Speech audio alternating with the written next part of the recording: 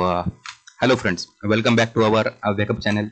दोस्तों, मैं पहले आपसे ये रिक्वेस्ट करूँगा कि हमारे चैनल को सब्सक्राइब कीजिए ताकि आपको हर एक टॉपिक पे अच्छी वीडियो मिलती रहे।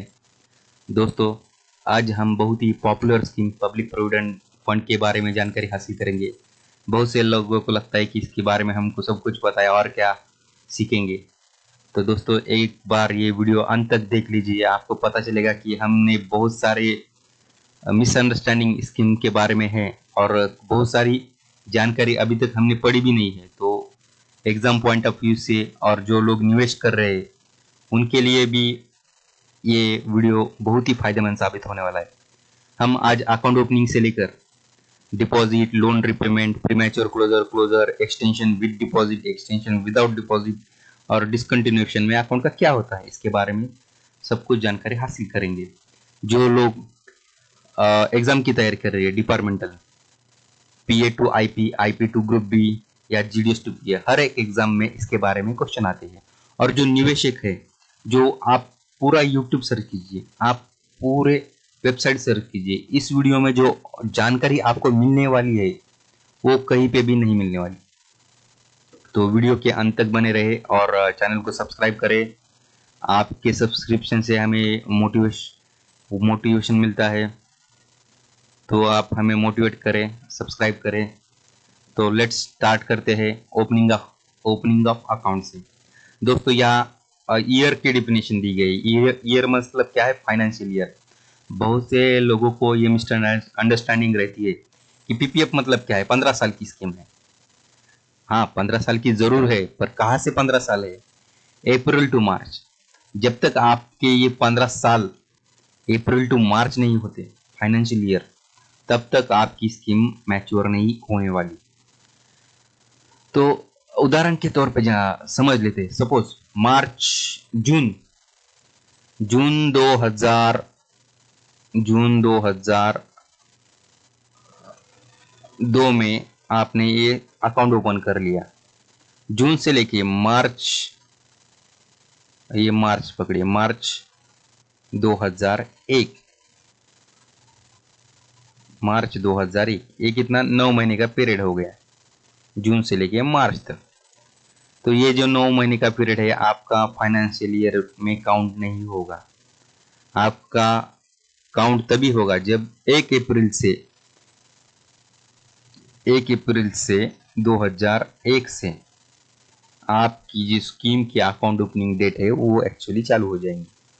यहां से आपके 15 साल पकड़े जाएंगे। मतलब 15 + 9, अगर आप जून में ओपन करते हैं तो आपका अकाउंट कब होगा? 15 साल 9 महीने बाद आपका अकाउंट मैच्योर हो जाएगा। बहुत से लोग बोलते हैं मैंने तो जून में ओपन किया, जून 15 साल बाद आते हैं, जून मंथ में मुझे मेरा मैच्योरिटी अमाउंट दे दो, पर नहीं मिलता। तो ये फाइनेंशियल ईयर कंप्लीट होने चाहिए, 15 फाइनेंशियल ईयर। तो हो सके तो PPF अकाउंट कभी भी मार्च के मंथ में ही ओपन कीजिए, तो आपको 15 साल में तुरंत पैसे मिल जाएंगे। Let's start. और क्या आगे क्या बताया गया? वन इंडिविजुअल वन अकाउंट, ये तो सभी को पता है, पैन नंबर की वजह से। और ये स्पेशल इन्वेस्टमेंट स्कीम है, ट्रेडिशनल, बहुत पॉपुलर इंस्ट्रूमेंट है और इसको EEE में आता है, मतलब एग्जम्पशन। इसके ऊपर किसी भी प्रकार का टैक्स नहीं लगता। तो ऑब्वियसली ये एक बंदा एक ही अकाउंट ओपन करेगा। हाँ, इसमें भी एक क्लॉज दिया गया है, on the behalf of each minor. आप अपने बेटा बेटी के नाम पे एक और अकाउंट खोल सकते हैं, पर उसकी सीमा, जो डिपॉजिट सीमा है, 1,50,000 ही रहेगी फाइनेंशियल ईयर। आपको सिर्फ गार्डियन का हक मिलेगा, आप 2 अकाउंट हैंडल कर सकते हैं, पर उसकी जो डिपॉजिट की तय सीमा है वो 1,50,000 ही रहेगी। आप ATC में इसका उतना ही फायदा ले सकते हैं।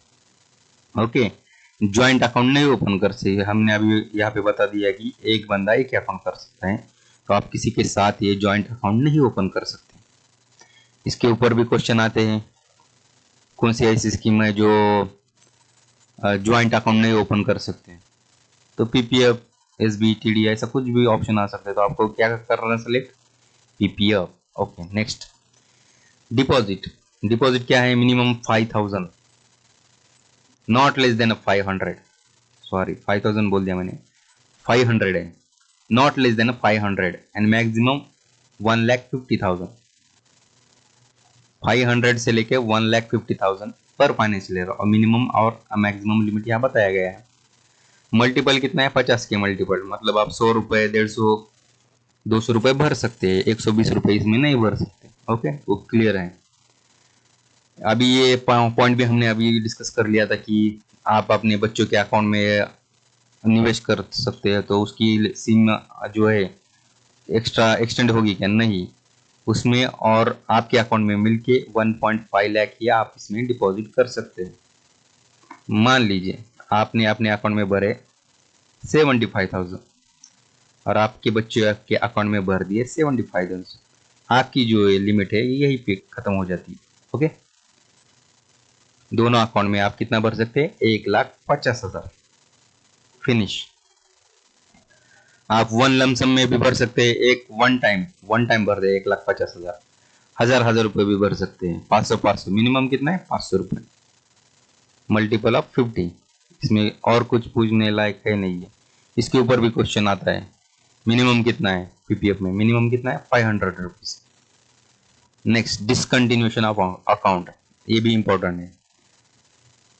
कब होता है आपका अकाउंट डिसकंटिन्यू, अगर आपने तय सीमा 500 रुपीज एक साल में, जो उसका मिनिमम है, एक साल में अगर 500 रुपीज तक आप नहीं भरे तो वो अकाउंट आपका जो है डिसकंटिन्यूड माना जाता है, और आपको इसे रीएक्टिवेट करना है तो क्या होगा, आपसे 50 रुपए एक्स्ट्रा लिए जाएंगे विथ अरियर्स 500, मतलब आपको नेक्स्ट ईयर 500 प्लस 50 रुपीज, ये जो अमाउंट है वो आपको पेड करना होगा, तभी आपका अकाउंट रीएक्टिवेट हो जाएगा। और एक बार डिसकंटिन्यू हो गया तो क्या होगा, आपको जो है ना लोन नहीं मिलेगा, पार्शियल विड्रॉल नहीं मिलेगा। डिसकंटिन्यू अकाउंट में ये सब चीजें बंद है। ये भी क्वेश्चन आ सकता है एग्जाम में, क्या डिसकंटिन्यूड अकाउंट में आप लोन दे पाएंगे, पार्शियल विड्रॉल दे पाएंगे, शैल नॉट बी अलाउड। तो आप हो सके तो 500 रुपये निवेश हर समय कीजिए, बिल्कुल भी आपका अकाउंट डिसकंटिन्यू कभी भी ना हो। ओके, और आप एक बार डिसकंटिन्यू हो गया तो मैं दूसरे बैंक में जाके भरूंगा, मैं पोस्ट ऑफिस में एक अकाउंट रखूंगा, ऐसा नहीं होगा दोस्तों। आप हो जितना हो सके अकाउंट पोस्ट ऑफिस में ही निवेश कीजिए। Post office is always trusted brand. Bank से बेहतर सुविधा आजकल पोस्ट ऑफिस में मिल रही है, तो पोस्ट ऑफिस के साथ ही जुड़े रहें। नेक्स्ट, इंटरेस्ट कैसे, कल बहुत से लोगों को निवेश के बारे में पता नहीं होता। पीपीएफ भर दिए, 10 तारीख आ गई भर दिए, 5 तारीख को मेरी सैलरी होती है भर दिए, 8 तारीख को होती है भर दिए, तो आपका नुकसान होने वाला है दोस्तों। ये चीज आप जान लीजिए, हर महीने की 5 तारीख से पहले ही आपको डिपॉजिट करना है, तभी आपका उस मंथ का जो डिपॉजिट है इंटरेस्ट कैलकुलेशन के लिए क्वालिफाई हो जाता है उस मंथ के लिए। मान लीजिए आपने अगर 6 तारीख को भर दिए 10,000 रुपए, ओके, 10,000 कौन से महीने भर दिए, सपोज फरवरी, 6 फरवरी को आपने कितने भरे, 10,000 रुपए, तो ये फरवरी के आईबीबी इंटरेस्ट बियरिंग बैलेंस में कैलकुलेट नहीं होंगे, ये कब होंगे, मार्च के। मतलब आपका जो है 10,000 एक महीना वेस्ट गया, 10,000 के उस महीने में आपको कुछ नहीं मिला फरवरी में। अगर इसी फरवरी में आप 5 तारीख 1 से 5 तारीख तक भर देते तो फरवरी से ही आपके वो 10,000 रुपए काउंट होने चालू हो जाते। तो कभी भी निवेश करते समय 5 तारीख से पहले ही निवेश कीजिए, और इसका इंटरेस्ट जो है कंपाउंडेड कैलकुलेटेड होता है हर साल। आपके बैलेंस, कंपाउंडेड का मतलब क्या होता है, आपका जो इंटरेस्ट है वो आपके बैलेंस में मिक्स हो जाता है, और जो अगले साल जो है वो पूरा इंटरेस्ट प्लस बैलेंस, उसके ऊपर इंटरेस्ट मिलता है। इंटरेस्ट के ऊपर इंटरेस्ट आपको मिलना चालू हो जाता है, और ये कैलकुलेट होता है ईयरली, ईयरली क्रेडिट होता है। Interest earn is tax free, आपको कितना भी इंटरेस्ट मिले इसके ऊपर कोई भी टैक्स नहीं है। ये पहला तो एग्जम्पशन यही है कि आपके इंटरेस्ट के ऊपर कोई टैक्स नहीं है। दूसरा एग्जम्पशन क्या है इनकम टैक्स का, कि एटीसी में आपको इसको छूट मिलती है निवेश के तौर पे, आपको एक्स्ट्रा इनकम टैक्स नहीं लगता। तीसरा एग्जम्पशन क्या है इनकम टैक्स का, तो जो आप फाइनल क्लोजर अमाउंट लेते हैं उसके ऊपर भी कोई किसी प्रकार का टीडीएस कट नहीं होता, जिस तरह हम देखते हैं कि सीनियर सिटीजन में कट होता है। तो इस स्कीम में आपको इंटरेस्ट पे नहीं लगता, मैच्योरिटी पे नहीं लगता, और ऊपर से आपको एटीसी में भी बेनिफिट मिल रहा है। ओके, ये ट्रिपल ई याद रखिए, इसके ऊपर किसी भी प्रकार का टैक्स नहीं है। इसके ऊपर भी एग्जाम में क्वेश्चन आते हैं, बहुत सारे डिपॉजिटर को भी ये चीज पता नहीं होती। तो नेक्स्ट पॉइंट, लोन के तरफ बढ़ते हैं। लोन, इसमें लोन की फैसिलिटी है बिटवीन 1 to 5 ईयर। आप लोन ले सकते हैं कब, आपका जो फाइनेंशियल ईयर, पहला financial year, first financial year to fifth financial year तक ही आप लोन की फैसिलिटी अवेलेबल कर सकते हैं। ओके, आपको चाहिए तो आप लोन ले सकते हैं, कितनी, 25%। आप अगर 1 लाख रुपए आपके इसमें है, अकाउंट में बैलेंस है, तो आपको मिलेगा 25,000, 25,000 रुपीज लोन मिलेगा। कब मिलेगा, आप बोलोगे मेरे इसमें अभी 1 लाख है दे दो, ऐसा नहीं है। आपका अकाउंट ए समझो, आप पहला फाइनेंशियल ईयर है, दूसरा है, तीसरा है, और ये चौथा फाइनेंशियल ईयर है। आपको अभी चौथे फाइनेंशियल ईयर में लोन चाहिए, इस यहाँ का सीबी है आपका, यहाँ पे है 1 लाख रुपए, यहाँ पे आपका सीबी है 50,000, यहाँ पे है 20,000, और मान लीजिए यहाँ पे है 10,000। ये 10,000 पकड़िए, 10 की, यहाँ पे आपका चौथे साल में 1 लाख है। आप बोलोगे मेरा 1 लाख बैलेंस है, मुझे 25,000 तो नहीं मिलेगा भाई। सेकंड ईयर का जो preceding amount that stood to his credit at the end of second immediately preceding the year in which loan is applied, 2 साल छोड़कर, amount that stood to his credit at the end of second year immediately preceding the year in which loan. मगर आप अगर इस साल चौथे financial year में apply करते तो आपको 50,000 के 25% मिलेगा, 12,500 रुपये आपको लोन यहाँ पे अवेलेबल हो जाएगा, 1 ईयर छोड़ के दूसरे ईयर में इमीडिएटली। कौन से, चौथे साल में अगर अप्लाई करते हो मार्च में, तो आपको ये तीसरे फाइनेंशियल ईयर के सीबी में से 25% आपको मिलने वाला है। ओके, गार्डियन के बारे में क्या बताया, गार्डियन है तो गार्डियन भी अपने माइनर के लिए या किसी अनसाउंड माइंड पर्सन के लिए भी विड्रॉ लोन के लिए अप्लाई कर सकता है। उसके लिए क्या करना पड़ेगा, उसको एक सर्टिफिकेट रहता है, वो सर्टिफिकेट सबमिट करना पड़ता है कि उसके भविष्य के लिए चाहिए, तो लोन मिलता है उन केस में भी। 1 लोन पर ईयर, 1 साल में 1 ही लोन आपको मिलेगा। लोन कब नहीं मिलेगा आपको, अगर आपने पिछला लोन नहीं चुकाया या उसका इंटरेस्ट पेंडिंग है तो आपको फ्रेश लोन नहीं मिलेगा, आपको इसके पहले ऑल ड्यूज आपके क्लियर करने होंगे। Okay, repayment of loan plus interest. अब देखते हैं कि रिपेमेंट कैसा है, उसका रिपेमेंट साइकिल क्या है। दोस्तों बहुत ही सिंपल है, जब आप लोन देते हो तो आपको सिर्फ 3 साल का मौका मिलता है, 3 ईयर्स मीन्स 36 मंथ। ये इसके ऊपर क्वेश्चन बहुत एग्जाम में आ चुके हैं और आएंगे। आपको principle of loan repayment with in 36 month, repayment of in 1 lump sum और इन इंस्टॉलमेंट। आप एक साथ भी भर सकते हो, आप इसको इंस्टॉलमेंट भी भर सकते हो। इंस्टॉलमेंट कितना है, 36 मंथ का इंस्टॉलमेंट है, आप 3 साल तक भी इसको पे कर सकते हो हर महीने। After repayment of principal amount, पहले इसमें क्या होता है, प्रिंसिपल अमाउंट आपसे रिकवर की जाती है।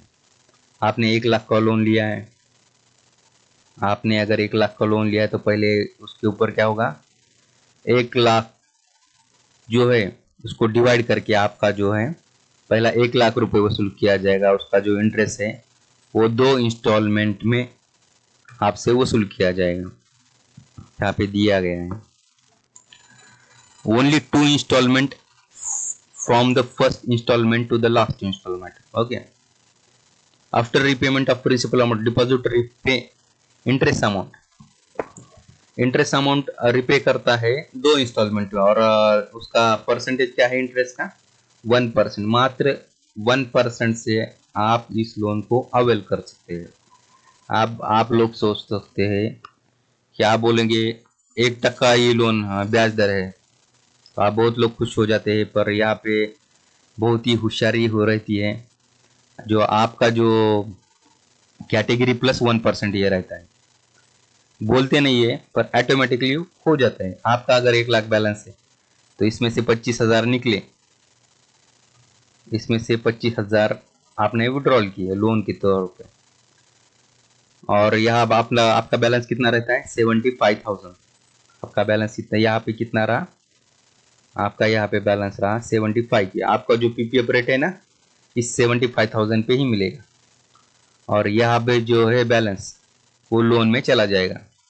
तो यहाँ पे कैटेगरी रेट इमीडिएटली बंद हो जाता है। आप मान लो कितना 7.1 पकड़ लो, ये बंद हो जाता है, मतलब अल्टीमेटली 7.1 प्लस ये 1%, 8.1% रेट ऑफ इंटरेस्ट आपके ऊपर ऑटोमेटिकली लग जाता है। तो इसमें ज़्यादा खुश होने की ज़रूरत नहीं है। तो आप लोन का जो इंटरेस्ट है 2 इंस्टॉलमेंट में ही भर सकते हैं, 3 इंस्टॉलमेंट तक अलाउड नहीं है इसमें। अगर आप किसी कारणवश 36 मंथ में लोन रिपेमेंट नहीं कर पाए तो 6% पर एनम ये हेवी रेट आपके ऊपर लेवी किया जाता है, मतलब आपके ऊपर अप्लाई किया जाता है। तो अवॉइड कर रही है।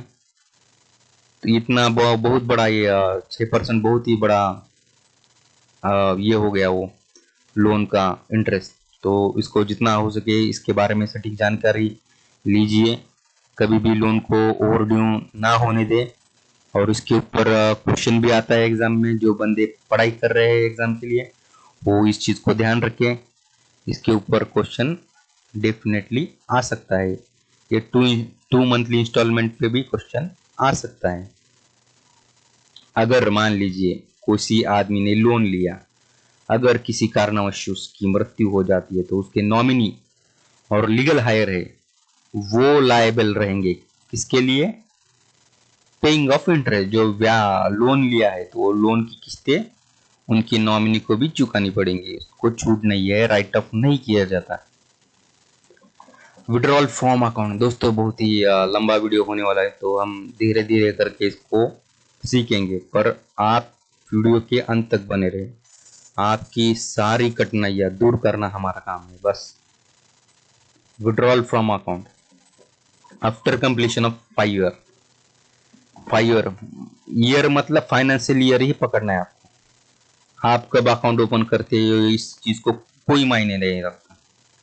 ईयर मतलब फाइनेंशियल ईयर, आप 5th फाइनेंशियल ईयर के बाद ही विड्रॉल के लिए इलिजिबल हो जाते हो। कितना विड्रॉल मिलेगा, 50%, 50% ही में। 1 लाख लिया तो आपको कितना मिलेगा, 50,000 ही मिलेगा। ओके, इसके बारे में भी बहुत से लोगों को कंफ्यूजन होता है कि कब मिलेगा। अब यह उदाहरण के तौर पे देख लेते हैं। मान लीजिए आपने लोन के लिए अप्लाई किया 2023 में, 1 अप्रैल 2023 में, तो उसके 4 साल छोड़कर, 1 अप्रैल बोल रहा हूं मैं, 31 मार्च, ये जो मार्च 23 है ना, ये भी पकड़ना होगा आप। मार्च 23, 1 अप्रैल है ना, अप्रैल छोड़िए, अप्रैल को मत काउंट कीजिए, ये नेक्स्ट फाइनेंशियल ईयर में चला जाता है। ये एक हो गया। एक हो गया, ये 2, ये 3 और ये 4। आपका यह अगर बैलेंस 1,00,000 है, 1,00,000 है तो मिलेगा आपको 50,000 रुपये। 50K, के मतलब 1000, 50,000 रुपये मिलेगा। 50% आपको जो है फोर्थ प्रेसिडिंग फाइनेंशियल ईयर जो है उसका जो क्लोजिंग बैलेंस है उसके ऊपर आपको मिलने वाला है।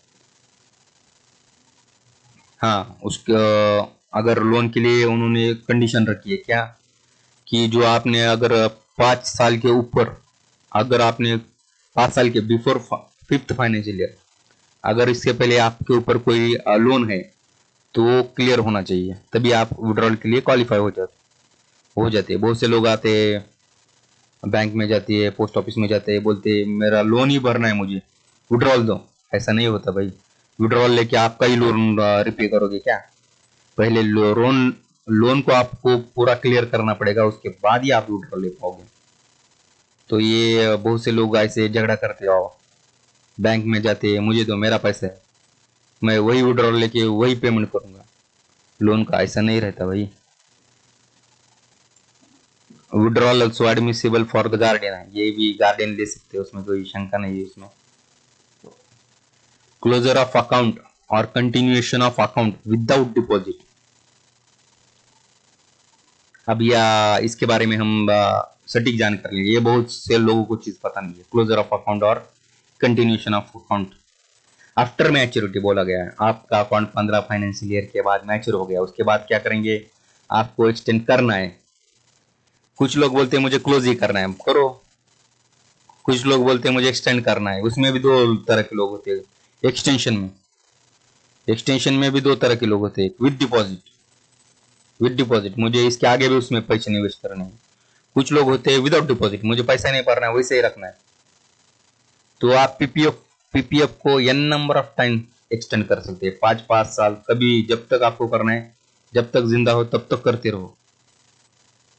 विदाउट डिपॉजिट कर लो या विद डिपॉजिट कर लो, अगर ये दोनों के बारे में भी हम जानकारी लेंगे। विदाउट डिपॉजिट में क्या होगा और विद डिपॉजिट के साथ आपका क्या होने वाला है। After completion of 15 financial year, 15 साल के बाद क्या होगा, आप रख सकते हो मे रिटेन। यहां क्या बोला गया है, मे रिटेन। आप अकाउंट को रखिए विदाउट डिपॉजिट, 1 विड्रॉल। हाँ, अगर आपको इसके बाद भी अगर पैसे की जरूरत लगती है तो 1 विड्रॉल पर ईयर आपको अवेलेबल है, any amount, balance earn the PPF rate. आप जितना चाहे उतना निकाल, उसके लिए कोई सीमा नहीं है। 50% अगर ऐसा कुछ नहीं, आपका बैलेंस है, जब निकालना है निकालिए, एक साथ क्लोज भी कीजिए, कोई झंझट नहीं है। Once 1 year completed without deposit, depositor can not continued with deposit. 1 साल के भीतर ही आपको निर्णय लेना है, मतलब आपका अकाउंट हो गया 15 साल, 15 साल का आपका अकाउंट है, उसके भीतर एक मतलब 16वें साल तक की आपको अपॉर्चुनिटी दी जाती है कि आपको एक्सटेंड करना है या नहीं करना है। अगर आप इसमें एक्सटेंड कर लेते हैं तो कोई बात नहीं है, अगर आप विदाउट डिपॉजिट के साथ कंटिन्यू करना चाहते हैं करिए, फिर आप उसमें डिपॉजिट नहीं कर सकते, क्लियरली बता दिया गया है। अगर आप डिपॉजिट भी कर लेते हो उसके ऊपर कोई इंटरेस्ट नहीं मिलने वाला, डिपॉजिट के ऊपर, आपका बैलेंस के ऊपर आपको मिलेगा। पर जो आप फ्रेश डिपॉजिट करते हो विदाउट डिपॉजिट में, आपने मान लीजिए 17वें साल में इसमें भर दिए 50,000 और भर दिया आपने विदाउट डिपॉजिट, निर्णय लिया है कि मुझे विदाउट डिपॉजिट अकाउंट कंटिन्यू करना है, और आपने गलती से ऑनलाइन भर दिया 50,000, तो ये 50,000 के ऊपर आपको कुछ नहीं मिलने वाला, 0 इंटरेस्ट। जो आपका सपोज मान लीजिए 10 लाख बैलेंस है और 10 लाख के ऊपर 10 लाख बैलेंस है, 10 लाख के ऊपर आपको इंटरेस्ट मिलेगा। ये एडिशनल जो 50,000 है इसके ऊपर कोई इंटरेस्ट नहीं मिलेगा। ओके, तो आप कभी भी इसको क्लोज कर सकते हो, उसको कोई बंधन ही नहीं है, आपका पैसा है कभी भी लेके जाओ विदाउट डिपॉजिट, कोई टेंशन नहीं है, आप जा सकते हैं स्कीम के साथ। आपको फिर भी आपको बेनिफिट लेना है एग्जाम्पशन के लिए, तो एक्सटेंशन कर सकते हैं with deposit 5 year and n number of times, आप जितना चाहे एक्सटेंड कर सकते हैं। एक्सटेंशन की रिक्वेस्ट आपको 16 मतलब 15 + 1 मैच्योर होने के बाद 1 साल तक के अंदर ही आपको एक्सटेंशन के लिए अप्लाई करना है। No deposit allowed if depositor has not submitted application for extension. अगर आप एप्लीकेशन नहीं देते विद डिपॉजिट के लिए तो आपको फिर डिपॉजिट करने का कोई हक नहीं रहेगा। Maturity balance earn PPF interest rate, जब तक आप क्लोज नहीं करते तब तक आपको पीपीएफ का रेट मिलेगा इस केस में भी। विड्रॉल अलाउड इन एक्सटेंशन, हाँ अगर आप डिपॉजिट के साथ जा रहे हैं तो आपको ऊपर विड्रॉल निकास जो विड्रॉल करे उसके ऊपर आपकी सीमा आ जाती है, लिमिट आ जाती है। आप जो आपका बैलेंस है 60% ही विड्रॉल कर सकते हैं। कौन से? जो आपकी 15वें साल की मैच्योरिटी अमाउंट है, 15वें साल 15 फाइनेंशियल ईयर आपकी 10 लाख है मान लीजिए, तो उसके 60% मतलब 6 लाख रुपए तक आप उसको विड्रॉल कर सकते हैं। सिंगल में ले सकते हैं, हर साल एक निकाल सकते हैं ईयरली इंस्टॉलमेंट में। इफ अकाउंट कंटिन्यू 1 और मोर 5 लाख अकाउंट होल्डर में लीव, हाँ आपको भरना ही ऐसा नहीं है। आपने अगर विद डिपॉजिट के साथ भी अगर आप इसको एक्सटेंड किया है तो आप इसको छोड़ भी सकते हैं कि आपसे भरना नहीं हुआ, कोई डिफॉल्ट फीस नहीं लगेगी आपको। You may enjoy the all benefits in extension. 1 withdrawal, बस आपकी ये जो लिमिट है ये लग जाती है, बस कुछ ऐसा टेंशन नहीं है। 1 विड्रॉल एवरी ईयर आपको मिलने वाला है। The account holder who has given his option for extension of account for the period of 5 years shall not has option to withdraw। एक बार आपने एक्सटेंड करने का एप्लीकेशन दिया तो उसमें कुछ बदलाव नहीं कर सकते, तो 1 टाइम ही रहता है। तो सोच समझ के इसको जो करना है वो सोच समझ के कीजिए, बाद में आपको मौका नहीं मिलेगा। Premature closure of account PMC after 5 years only the following condition. PMC करने के लिए बहुत लोग बैंक में, पोस्ट ऑफिस में पीएमसी के लिए बहुत से लोग झगड़ा करते हैं, मुझे प्रीमैच्योर करना है, मुझे पैसा चाहिए। अरे भाई तुमको लोन फैसिलिटी दी है, तुमको विड्रॉल फैसिलिटी है। कुछ लोग तो बोलते हैं मुझे पूरे के पूरे पैसे दो, मुझे बहुत काम है। तो पोस्ट ऑफिस में जाके बहुत से लोग झगड़े करते हैं। क्या है भाई इसके बारे में? तो आप 5 साल के बाद, 5 फाइनेंशियल ईयर के बाद किस कंडीशन में क्लोज कर सकते हैं? For education.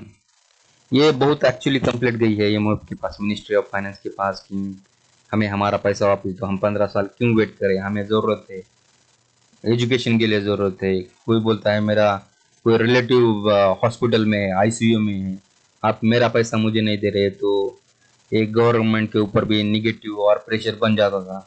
तो उन्होंने इसमें भी एक क्लॉज डाल दिया है कि हाँ बाबा आपको एजुकेशन के लिए ज़रूरत है, एक्सट्रीम मेडिकल इमरजेंसी, या आप देश छोड़ के कहीं बाहर सेटल होना चाहते हैं, चेंज इन रेसिडेंस NRI, तब आप इसको क्लोज कर सकते हैं।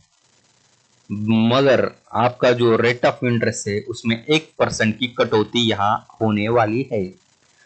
ठीक है, कोई बड़ी बात नहीं, 1% कम तो कम, आपकी जो रिक्वायरमेंट है वो तो फुलफिल हो रही है ना, तो इसको ज़्यादा सीरियसली लेने की ज़रूरत नहीं है। गवर्नमेंट हमेशा ही ध्यान रखती है कि लोगों के सुविधा के लिए अगर स्कीम बनाई है तो उनके फायदे के लिए भी आनी चाहिए।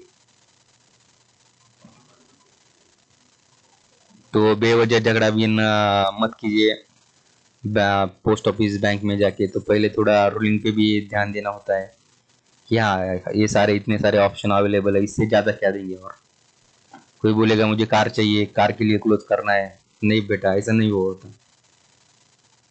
तो लग्जरियस लाइफ के लिए ये स्कीम ही नहीं है, ये मिडिल क्लास जिनको सेविंग की ज़रूरत होती है ज़्यादातर, तो उन लोगों के लिए है। Closure of account, middle class मतलब सैलरीड, सभी हम सब मिडिल क्लास ही तो है। Closure of account on the death of account holder, nominee और legal heir cannot continue the account. हाँ अगर किसी डिपॉजिटर की इसमें मृत्यु हो जाती है तो उसके नॉमिनी और लीगल हायर जो है इसको कंटिन्यू नहीं कर सकती। PPF rate PPF rate of interest paid up to the closure of account by nominee और legal है। दोस्तों यहाँ पे भी उन्होंने बहुत बड़ा रिलीफ दिया है नॉमिनी के लिए। आप नॉमिनी जब तक क्लोज करने नहीं आता तब तक आपको PPF का ही इंटरेस्ट रेट मिलने वाला है। सीनियर सिटीजन में क्या होता है पता है? सीनियर सिटीजन में डेट ऑफ डेथ तक ही सीनियर सिटीजन का रेट मिलता है, और उसके बाद जो है 4% SB का रेट मिलता है। इस चीज में वैसा नहीं होने वाला। इस चीज में आपको जब आप क्लोज करने आओगे तब तक आपको PPF का ही जो एडिशनल रेट होता है वही आपको मिल जाएगा। Protection of credit balance from the attachment, हाँ ये बहुत ही मतलब इम्पोर्टेंट क्वेश्चन है। ये बहुत ही क्वेश्चन इस पे पूछा जाता है एग्जाम में। GDS PA के लिए नहीं, पर जो ग्रुप बी की कर रहे, IP की कर रहे, उन लोगों को ये चीज पता होनी चाहिए। कोई भी कोर्ट अटैचमेंट के लिए आपका पैसा अटैच नहीं कर पाएगा। कोई भी court not be liable to attachment under any order decree कौन इश्यू करता है? कोर्ट करता है ना, of any court in respect of any dept.